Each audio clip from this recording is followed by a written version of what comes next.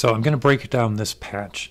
The patch is called Primary Long, and that track is available on zenglop.bandcamp.com. But I wanted to talk through the structure of this patch because I think there's an interesting use here of the make noise morphogene unit, and some of the cycles that you hear in the piece are generated through my manipulation of the primary parameters of the morphogene. So a couple of things before I do that, before I get in. There's a very simple sine wave with a little bit of FM that comes into the morphogene. Morphogene goes to the echophon for a bit of pitch shift and then out. One of the key controllers for the patch is the contour, which I have self-oscillating at a very slow rate. So let me play just a bit of what's going on, but pay attention to these lights down here, the record and the shift.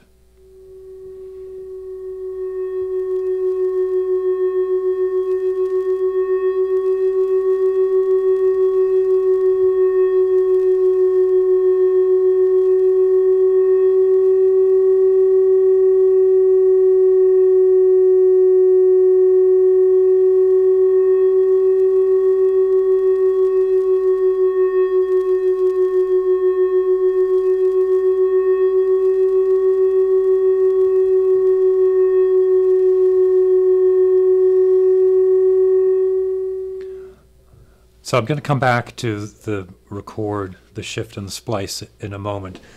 First off, the sound on sound is coming from the end of cycle control from the contour. So every time the contour has gone through a cycle, or as it's moving through the cycle, it's sending control voltage, which is mixing the straight signal from the DPO plus whatever is being played in the recorded section of the morphogene.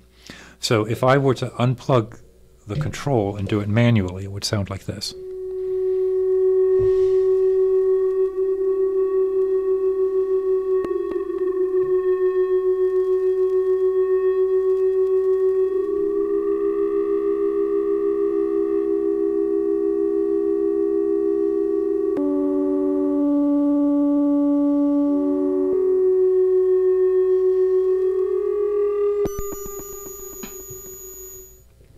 So the mix of the straight sound and the recorded sound is being very slowly mixed according to the cycle of the contour. If I put that back in.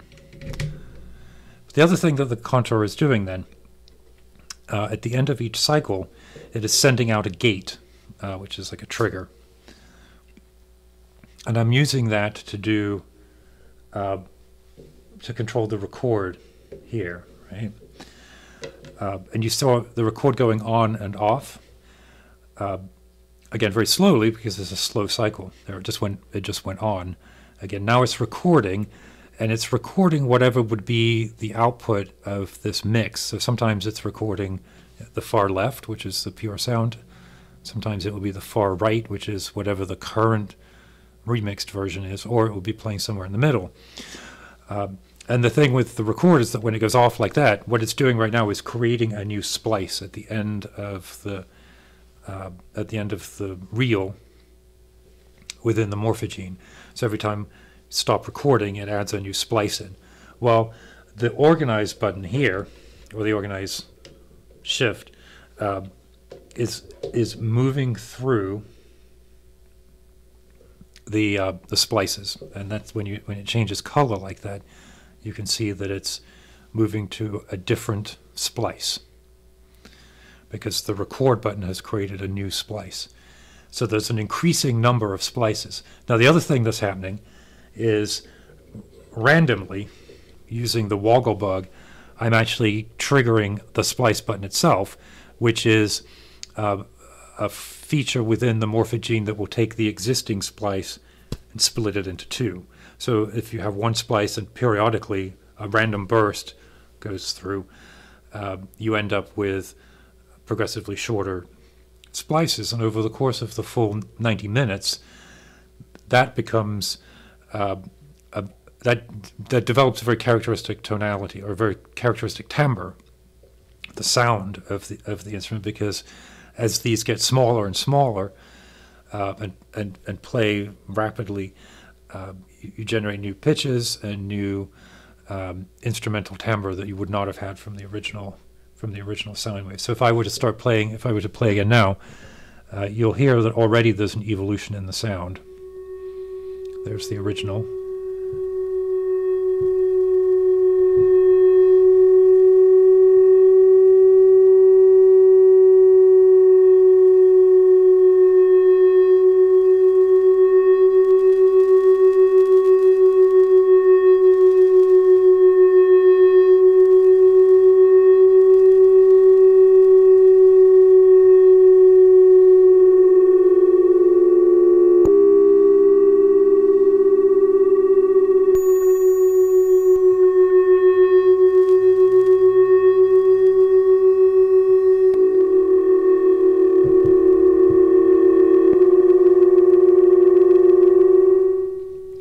So when I'm doing it manually like that, I'm really speeding up the process. So I mentioned one of the characteristics of the piece is that it's very, very long. So the kinds of evolution that you hear when I move from left to right here in the course of a couple of seconds would unfold over the course of a minute, and then continue on over the course of an hour. So at the end of the piece, the splice becomes very important because there's only so many splices that you can hold in a reel. I think it's 64 or 128 or something like that. Well, actually, no, it's actually correctly, it's a 2-minute limit. And at that point, it doesn't matter what gets sent to the record, it won't create any new.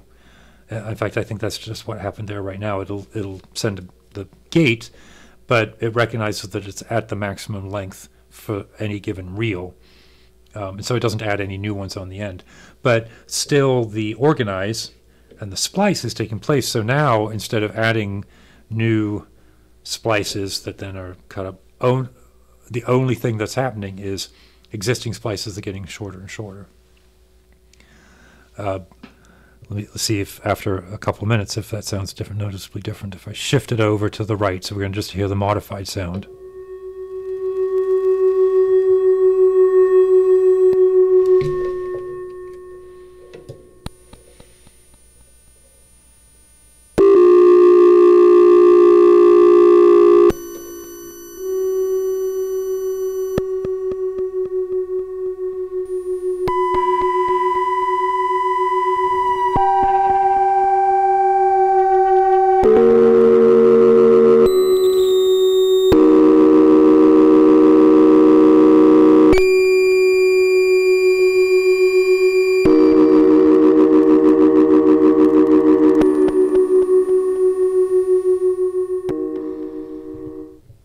So again, everything that I'm doing manually, I'm doing much quicker than the sequence of the piece. So let me start actually taking some of this stuff out, right? So I've just unplugged this. Put it off to the side there. I'm going to unplug the organize.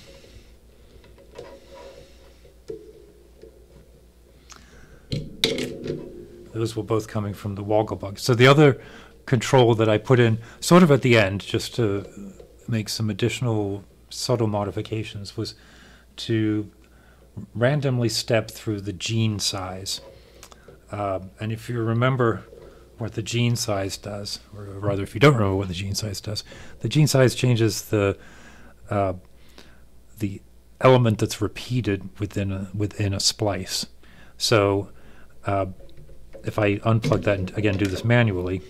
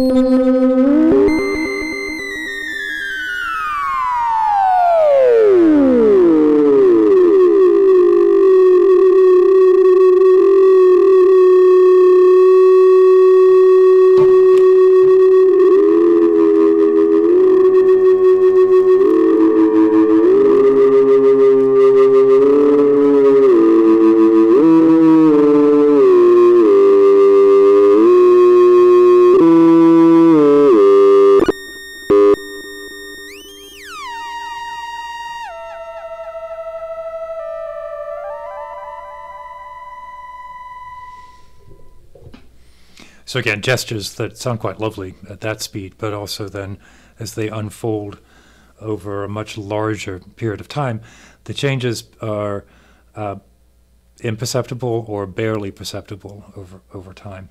Now, some of what you're hearing, of course, is the Echophon, which is the, let me keep pulling these out. The Echophon, which again, I used the contour to adjust the mix. I'm going to take that out first. So now I didn't change any other parameters within the Echophon. I liked the way that it was set here. But if I demonstrate what some of the different clock will do here,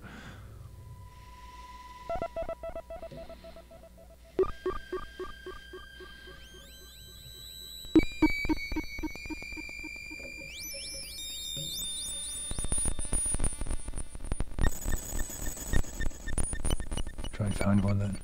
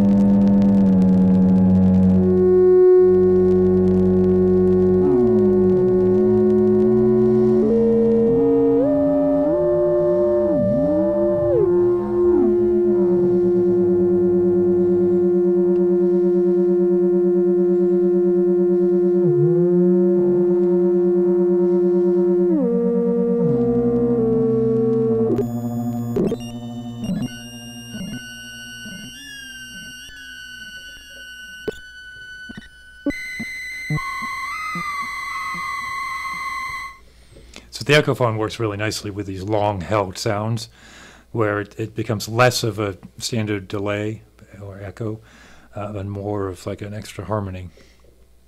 Again, in this particular patch, I didn't do a whole lot with the Echophon other than to kind of dial in a pitch that I liked that seemed to generally harmonize, which I could do because if I turn everything to dry again and turn it back up, you're going to hear that it's all just.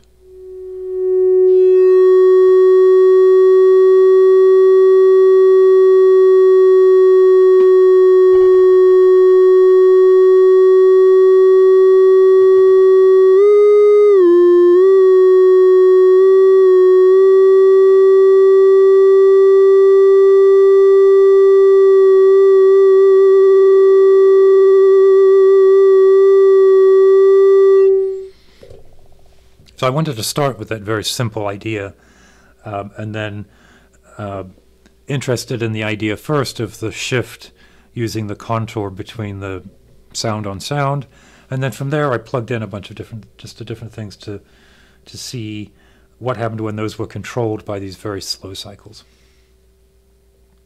So there you go. That's the primary long patch, and I will put a link to the Bandcamp page in the notes. If you have any questions, drop them in the comments or send me an email, and we'll get back to some more. The Morphogene's great. I use it a lot, more and more as I'm figuring out ways to use these other control elements into the Morphogene. I was in another patch that I haven't finished yet. I use the tempi, which is sending a 0 or a 5 volt into maths, and then attenuating that, I can control which of the splices it goes into. So if I have 10 splices, I can control the value. So maybe I alternate between 2 and 6, or between 3 and 5, or 1 and 10. So you get this nice sort of disjoint feeling through the organize feature. And then depending on the size of the splice, that starts to granularize and generate other sounds. So thank you very much, and I hope you enjoyed the breakdown of this patch, Primary Long.